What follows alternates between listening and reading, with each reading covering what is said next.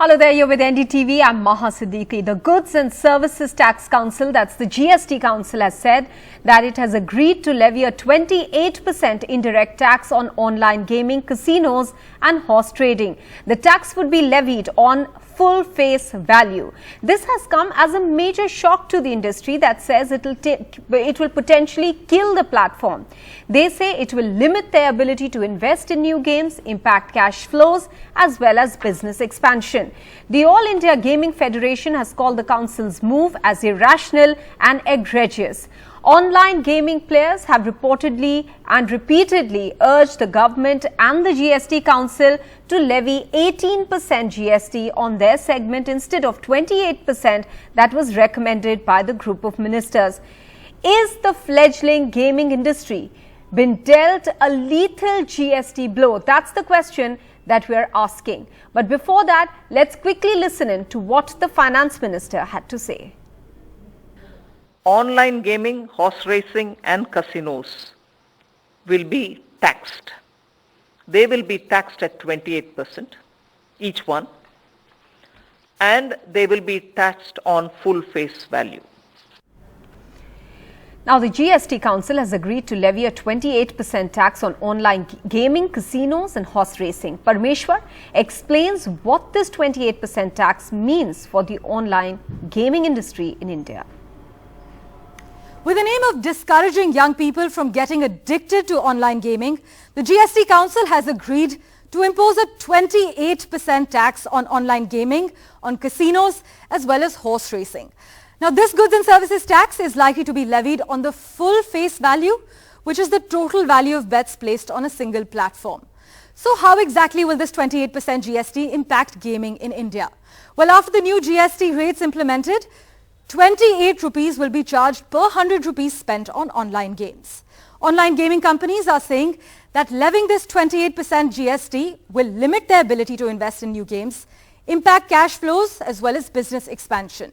Experts meanwhile also point out that this will not only discourage players from playing, but the professionals for whom it's a livelihood will be burdened by taxation. It may also force them to play on offshore platforms.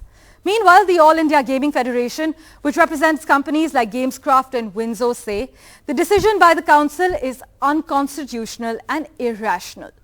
In the post-GST Council meeting, our finance minister was asked if governments want to demotivate e-gaming given its adverse impact on children.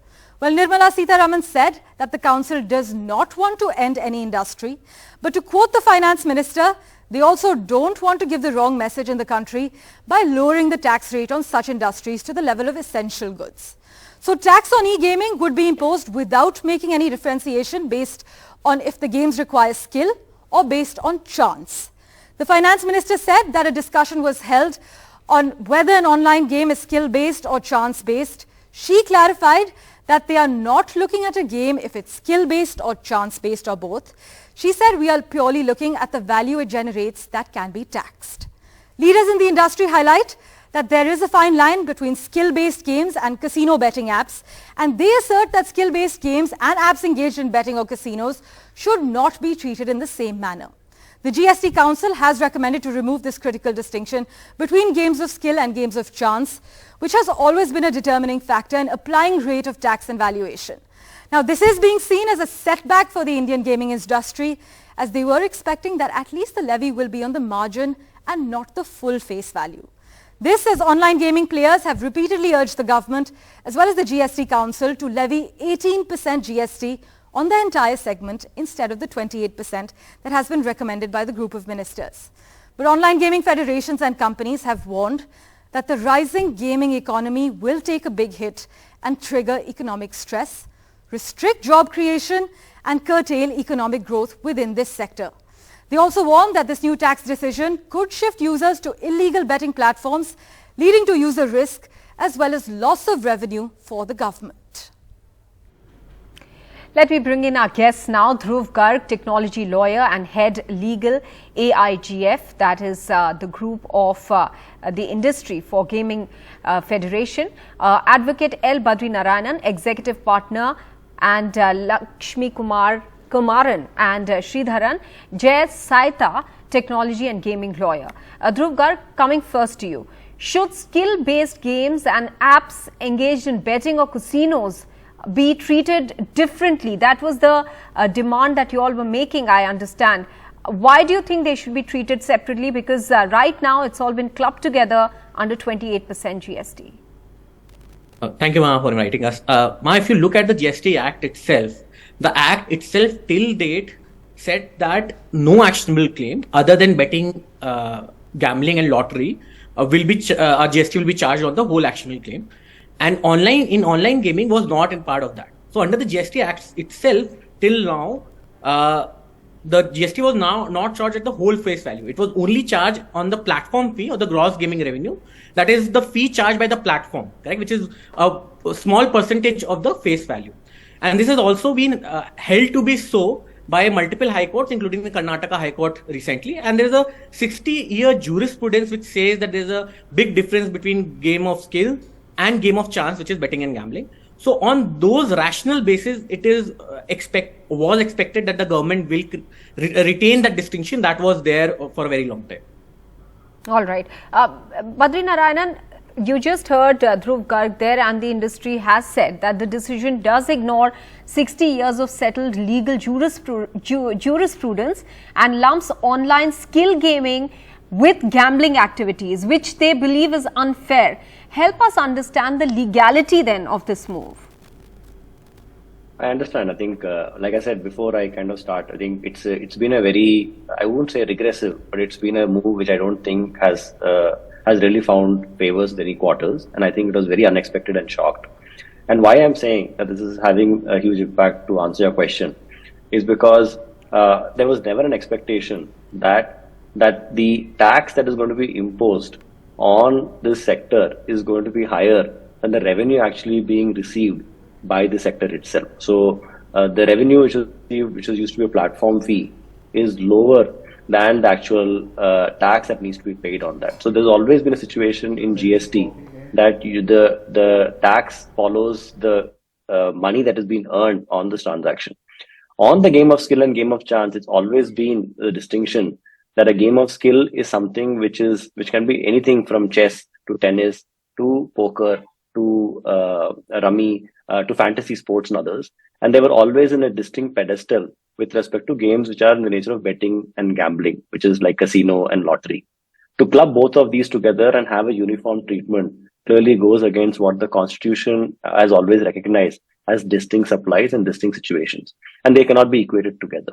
But the GST Council in one single brush has kind of put these two together. And I think it's certainly something which I think constitutional lawyers will be looking at very closely to see if it is going to be maintainable.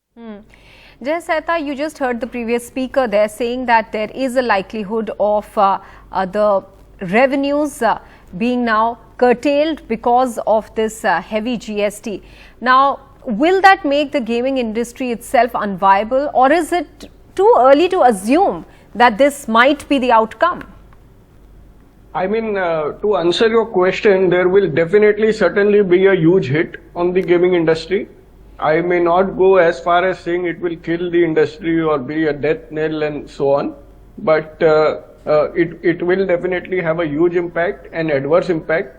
What remains to be seen is the clarification, or the exact wording of this new law, the amendment to the CGST Act, which the government is trying to bring, which the Revenue Secretary said they will bring in the monsoon session of the Parliament, so in a couple of weeks from now, on how it is worded and how they define the term full face value of the bet, whether it is going to be during the initial deposit that a player makes, when he enters an online gaming site, and then he can play multiple rounds of games with that deposit, or whether it is going to be on each game or each contest separately.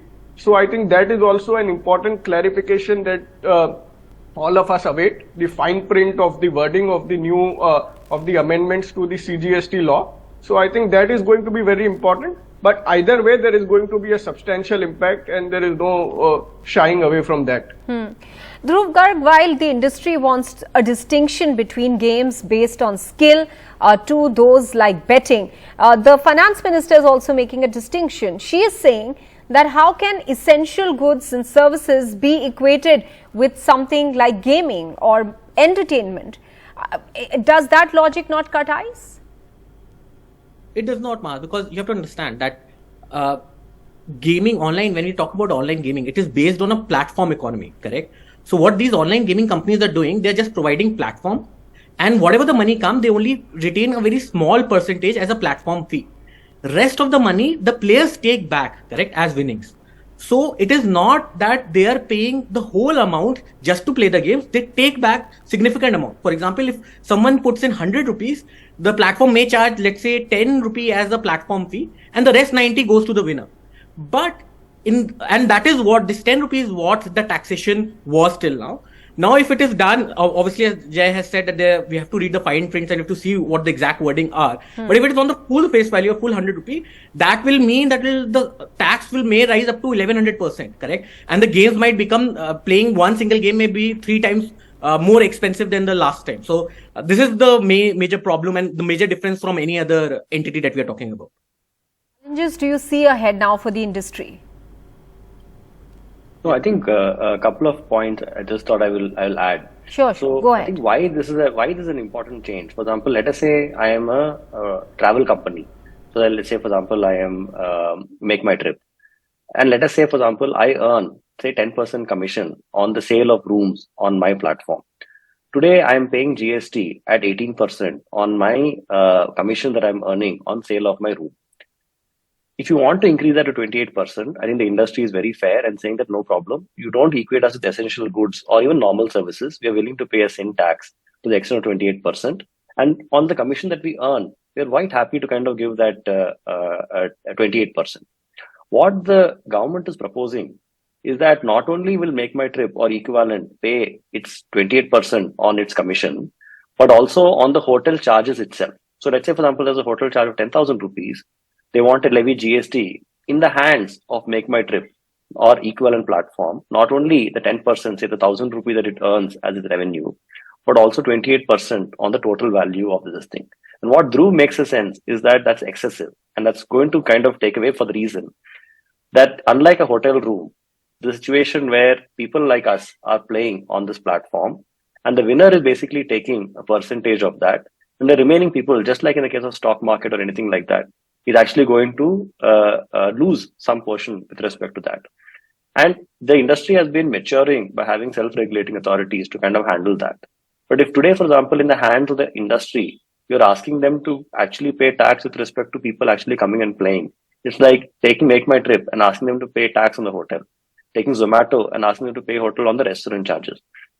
So that is where there's a real issue and why this thing is going to have a far-reaching impact with respect to that. So we take the point of the finance minister in saying they're essential, we don't want to equate with essential commodities, but the value at which you're trying to tax, it's almost like 120% of the rate that is actually applicable on that, making it completely unviable. I won't say completely unviable, fairly difficult for the businesses to sustain in this basis, which is what has been the deviation between what the industry was expecting and was getting ready for. And I think to be fair to the industry, they've been saying that we are quite happy to do 28% on whatever we earn, but not on what people play or as deposits and take it away, as Dhruv explained. All right. And Jay, there is some amount of narrative also being built up that this could lead to loss of employment opportunities and huge impact on marquee investors who are heavily invested in this sunrise sector. What would you say about that? Yes, I think definitely, although the decision has not been implemented yet, and we'll have to wait for the law, as I said, but already it is causing a huge dent on the investor confidence on, deals that were supposed to happen in the pipeline, and they are getting cancelled.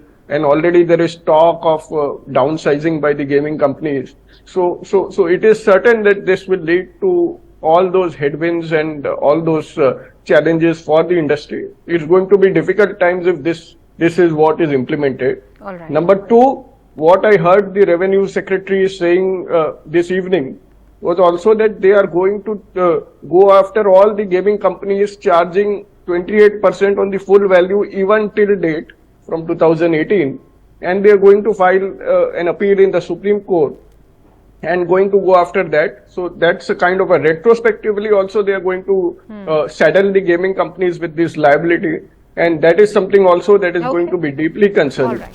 All right. I'll have to thank all the three of you, but many thanks for joining us and giving us your perspective into this debate on 28% GST on gaming that the industry says has the potential to make it unviable.